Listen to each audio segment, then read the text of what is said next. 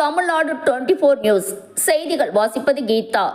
திருவள்ளூர் மாவட்டம் பழவேற்காடு பகுதி எடமணி கிராமத்தில் பழவேற்காடு ஏரி சூழல் மேம்படவும், வலசை பறவைகளின் எண்ணிக்கை உயரவும் குறுங்காடு வளர்ப்பு திட்டம் துவக்கப்பட்டுள்ளது. 10 அடி உயரமுள்ள நமது பூர்வீக மரங்கள் 1000 மரங்கள் 500 மரங்கள் நடப்பட்டுள்ளன. திருவள்ளூர் மாவட்டம் பழவேற்காடு பகுதியானது மிக பாரம்பரியமிக்க பூர்வீக பகுதியாகும். இங்குள்ள இயற்கை சூழல் எவரையும் எளிதில் கவரும் வண்ணம் இயற்கையாய் அமைந்துள்ளது.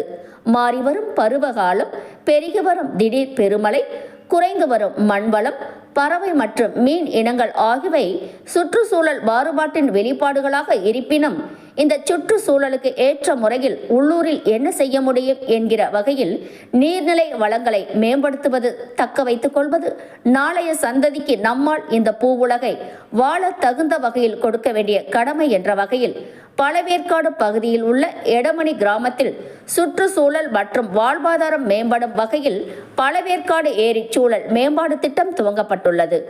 பழவேற்காடு ஏரி சூழலை பாதுகாக்கும் பொருட்டு ஏரி சூழல் மேம்படவும், பறவைகள் சரணாலயமான பழவேற்காடு பகுதிக்கு வரும் வலசை பறவைகளின் எண்ணிக்கை உயரவும் குறுங்காடு வளர்ப்பு திட்டம் செயல்படுத்தப்பட உள்ளது. அதன்படி நமது மண்ணின் பூர்வீக மரங்களான ஆலமரம், வேப்பமரம், அரசமரம், புங்கமரம், புன்னை மரம், பொற்கொன்றை மரம் போன்ற சுமார் 8 to 10 அடி உயரமுள்ள மரக்கன்றுகள் 1000 நடப்பட உள்ளன.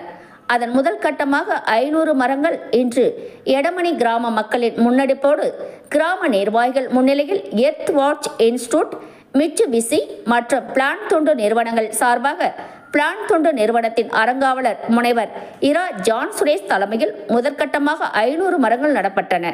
இதில் திருவள்ளூர் மாவட்ட பாரம்பரிய ஐக்கிய மீனவர் சங்க பொதுச் செயலாளர் மகேந்திரன், எடமணி மற்றும் சாட்டன் குப்பம் கிராம பொதுமக்கள், சமூக ஆர்வலர்கள் பலர் கலந்து கொண்டனர்.